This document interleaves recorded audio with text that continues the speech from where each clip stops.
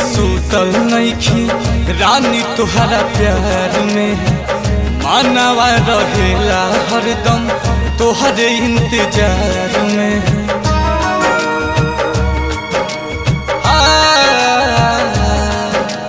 तीन दिन से सूतल नइखी रानी तुहरा प्यार में, मानवा रहेला हरदम तोहरे इंतजार में। तोहके बिना देखले दिलावा रह ना पाई, बस एक झलक दीदार करे द रतिया में नींद आ जाई। नजर से नैना चाहर करे द रतिया में नींद आ जाई।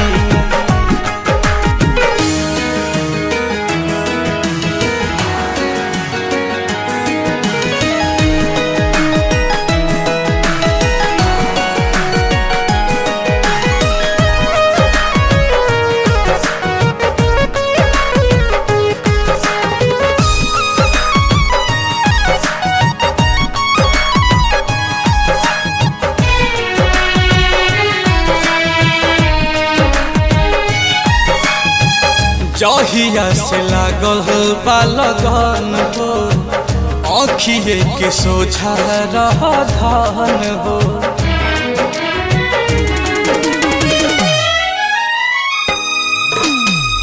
जहिया से लागल बा लगन हो, आँखिए के सोझा रह धन हो। तोहरा से दूरी धड़कन सह ना पाई, बस एक झलक दीदार करे द रतिया में नींद आ जाई। नजर से नैना चाहर करे द रतिया में नींद आ जाई।